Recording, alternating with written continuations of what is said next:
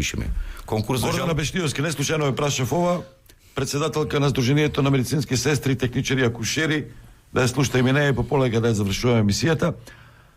Гордана, добар ден. Добар ден. Слушнавте директорот на Штипската клинична болница, каква е состојбата со сестрите? И јас го поздравувам директорот срдечно, значи навистина е сериозна ситуацијата како што кажам, меѓутоа сериозноста доаѓа од тамо што отворените конкурси ни фалат, немаме континуитет. Бројката на сестрите договор на дело што ги спомна директорот треба како статус во овој момент во сред пандемија воопшто да не постои. Со финансиската согласност за 6 сестри што е спомна треба да биде веднаш и моментално за тие 15 кои што им се договор на дело и за уште плюс да се надокнадат. Сметам дека во вакви услови на пандемија сега статус на договор на дело, па дури и во некои нормални други услови, не смееме да постоиме во ваков статус. Тоа е статус во кој што имате 12 до не знам на која финансиска надокнада се сестрите во Штипската болница, меѓутоа нашите информации зборуваат дека во одредени институции се на 12.000 денари, а меѓутоа најважното е дека не се здравствено и пензиски осигурени. Што ќе се случи со тие медицински сестри доколку се разболат без здравствено осигурување? Мислам дека тоа нешто, тој статус треба веднаш на сестрите да биде променет во редовно вработени. Во Скопје го променија, го преиначија конкурсот на ефективната? Повелете, не ве разбрав? Во Скопје дали го променија конкурсот, го преиначија? Да, имаше, значи ние имавме информација дека во текот на минатата недела беше распишан конкурс за сестри договор на дело за инфективната клиника. После нашите реакции и нашите информации за овој нерешен статус на сестрите, значи конкурсот е распишан за 30 медицински сестри во инфективната клиника, излезе најавно. Меѓутоа и во моментот на инфективната клиника има 15 медицински сестри кои што се договор на дело. И ние очекуваме дека тие пред секи имаат предност, како присутни веќе таму. Да, малку е како... лицемерно цело време да зборувате дека ни недостасува кадара, да ги чувате луѓето на 12.000 на договор на дело. Знаете, статусот договор на дело, ќе се изразам така, не носи во ситуација да се чувствуваме како глинени голуби. Тоа е, значи, не пред сега да се изразам крајно непрофесионално. Што е со одговорностите на тие сестри? Дали некој некогаш е направил рамката кога сте вие во статус на договор на дело, какви одговорности имате? Меѓу другото, сака да кажете и заради тоа бегаат во приватното здравство. Апсолутно, во приватното здравство таков статус договор на дело не постои. Значи пред се и таму е сега оптеретен на структурата во приватното здравство со хоспитализација на пациенти, меѓутоа имаат подобри услови и пред се имаат подобри лични доходи. А ние сега дали да зборуваме за незадоволството на сестрите што се во редовен работен однос, каде што се ниски коефициентите и платите и каде што не се изразени доволно коефициентите за заразен додаток на оделенијата каде што работат, или да зборуваме за статус на договор на дело. Сметам дека ваков статус во вакви услови на пандемија не смееме да си дозволиме да имаме во болниците за сестрите. Ова е, значи, повторно ќе си ја завршам мислата, ова е нечовечно. Нечовечно е према тие луѓе за 12.000. Јас не знам во која категорија би ги ставиле, социјално ранливи. Треба да ги ставиме во пакетите за сега за помош од владата кои што се во последните пакет мерки, социјално ранлива категорија. Па да му дозволиме на директорот да одговори. Повелете, Георгиев. Така, значи, добар ден, да ја поздравам гостинката. Јас ја разбирам нејзината функција дека е председател на здруженијето и треба да ги брани сестрите. Значи, оние договор за дело, што се сестри што ги сте спомнати, не се вклучени директно у борбата со короната. И еве, можам одговорно да прашам, вие ги имате сите контакти со нашите медицински сестри, на сите конкурси кои што беа од моето назначување до денес, беа примани на неопределено време на конкурсите во 99% од случаевите луѓе кои што претходно работеа договор за дело кај нас. Беа примани кај нас, се ослободуваа нови договори за дела, доаѓаат други луѓе. Значи, тие над 30 кусур сестри слободно може да прашате дека се примени од рангот на оние кои што беа договор за дело. Не се сложувам дека тоа е нечовечно, сега ќе ви кажам што е нечовечно. Дел од прво примените беа луѓе кои што ги наследивме од пред моето назначување за директор на клиничка болница Штип, кои што беа ангажирани со волонтерски така наречен договор кој што никаде не постои и со години земаат 3600 денари, без разлика дали се работи за чистачка, болничарка или медицинска сестра. Тој е факт, мора да го знаете и треба да го кажете на јавноста, дали не се сеќавам дали сте били во тоа време председател на здружението и дали еднаш истапивте да кажете дали е нечовечко некој за 3600 со години да работи. Слободно може да прашате, имаме 3 сестри кои што пред да дојдам јас директор работеа со години за 3600. На првиот конкурс ги прививме затоа што беа заслужија на своето место да работат. Инструментарки беа акушерки, исклучително посветени, работеа со години за 3600.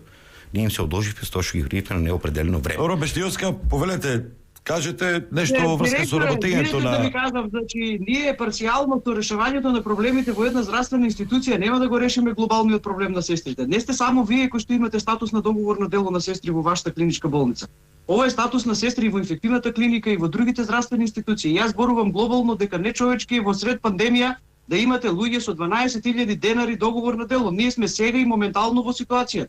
Точно е за тоа што го зборувате за тие сите статуси кои што били и како биле. И биле некои инстант решенија во некое време. Меѓутоа, ние сме во сред пандемија.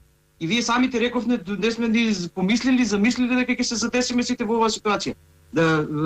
Знаете, не сакам да правам компарации, меѓутоа професионалната војска кога ја пуштате со какви финансиски надокнади и во какви услови ги пуштате. Ние ги пуштаме овие сестри во ризик без здравствено осигурување. Јас не кажувам дека ако се реши проблемот во клиничка болница Штип, ќе се реши за сите, не се парцијални проблемите. Ние имаме проблем со тоа што немаме закон за регулирана софтвена професија. Вие ќе се сложите со мене, јас ги поздравувам сите ваши напори со кои што вие сте го подобриле статусот во болницата и такви се и нашите информации од вашите сестри. Меѓутоа јас сакам еве вака со должна почит да ве замолам и да ве прашам, што со сестрите што ви имат завршено високо образование, во моментот си го бараат местото во клиничката болница во Штип и вие и покрај тоа што имате желба, до каде се работите и кога ќе им се признаат високите образованија. Тие сестри се произведуваат во 4 високообразовни институции и ги произведуваат лекарите ни се предавачи на нас во високите институции. А кога ќе дојдеме во болниците, истите тие не признаваат. До кога нема да бидеме препознаени? Ние сме во сред пандемија во која што е битна секоја стручност и професионалност.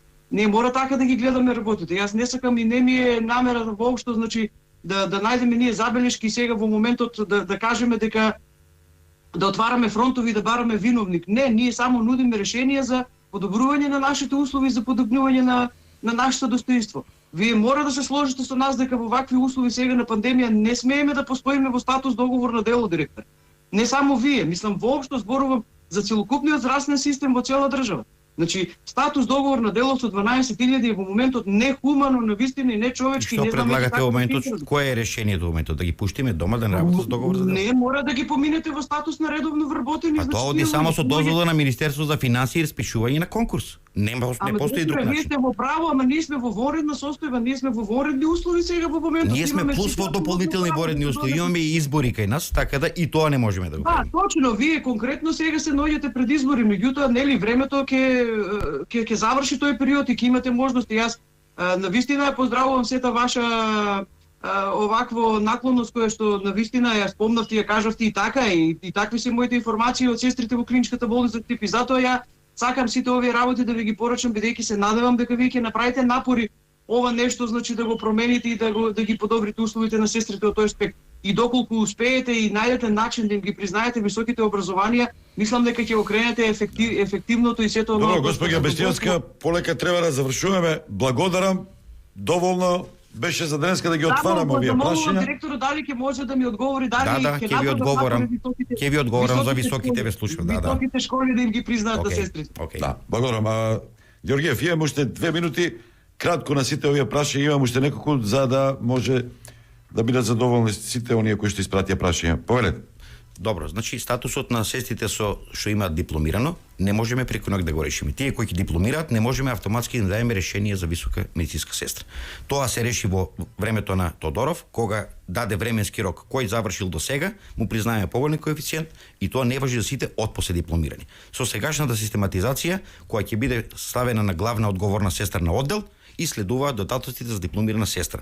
На дел од оние 10 на 11 кои што ги имаме, ќе им бидат доделени раководни места за да им се признае школото. Останатиот дел сметам дека е системска работа и треба министерот за здравство. Немате вакцини.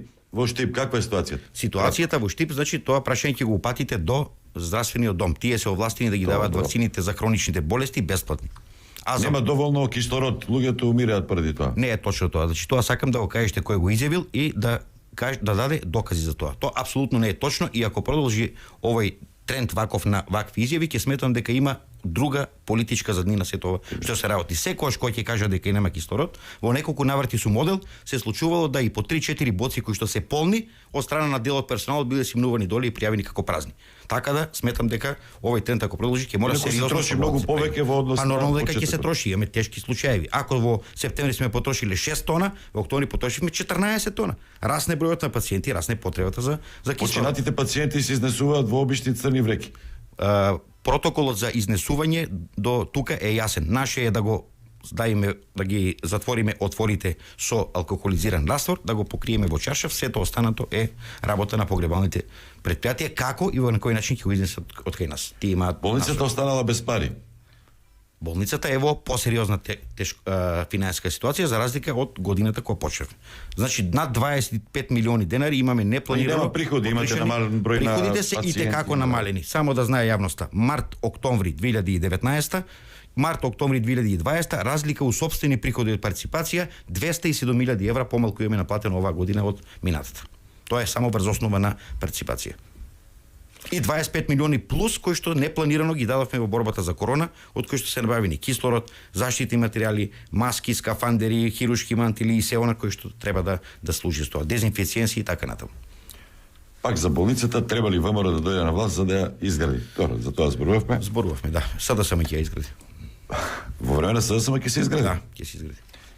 Градоначелник на Штип не чека наскоро. Еве со едно прашање. Вие сте биле расположени да се кандидирате, ама на рейтинзите не ве мериле. Сте сакале да бидете кандидат за градоначелник? Не. Не. Останувате И директно. немам поднесено кандидатура, тоа може секој да го провери, така да овие спекулации не ме мереле. Мислам се за нивна внатрешпартиска Многу интересни се, употреба. тако земе сега да... Ако ги земеме Знаете, рейтинзите, да ги кажуваме, тоа ќе ја видите причината за избегнување на одење на изборите во декември. Аха, мислите за ВМРО. Па, Има и други, например, Вело Марковскиот член на извршен комитет вели дека не е опасен коронавирусот, а во Штип не сакаат да учествуваат. Меѓутоа има и друга работа. Ако толку е опасен вирусот како што сите доктори, меѓу нив и вие тврдите, фактите всушност тоа го покажуваат, го тврдат, зошто тогаш по секоја цена мора да има локални избори во Штип? Зошто сте запнале? Законот можеше да се смени законот, да се одложат. Ако сум Лично мислење ме прашам. да, лично мислење, можеби и можеше да се одложи. Ако доеше до некаков договор, можеби и можеше тој дел да се одложи. За локалните избори ќе се најдеше решение, меѓутоа нити сум бил инволвиран во донесување на одлука на тоа, нити ништо, може мој личен став да кажам. Може и можеше да се одложи и тоа е тоа. А дека и вирусот е опасен, да, опасен е за оние категории кои што се под зголемен ризик од тоа. Тоа го веќе напоменав. Докторе, за крај таа е нешто така надежно, пикот ќе помине овие денови, ќе се смирува работата. Јас искрено се надевам дека е достигнат овие денови пикот во бројката на ново диагностицирани, дека сериозно ќе се сватиме работата, луѓето веќе еве со самото тоа што нема да работат поголем дел од установите и објектите после 21 часот или и со ајде да кажеме доаѓањето на ладните денови ќе има помали можности за групно собирање и надвор, она што беше одлика во овој да речеме ајде продолжено убаво време. Се надевам дека и со почитување на мерките ќе дојдеме до помала бројка и полека ќе почнеме да го намалуваме пикот нова, со што ќе олесниме неефективните оделенија широм државата и на здравствените работници и ќе имаме многу помал број на луѓе кои што се сериозно болни и за жал луѓе кои што ќе ја загубат битката со оваа болест. Доктор Ален Георгиев, директор на клиничката болница во Штип, благодарам за гостувањето. Имате можност уште да ја слушате Лилија Чолакова Дервишова од матичните лекари, Гордана Бешлиевска, медицинските сестри и Владимир Лазаревик од Дубај, здравствен менеджмент. Ова беше се пријатни да слушање до наредната сабота.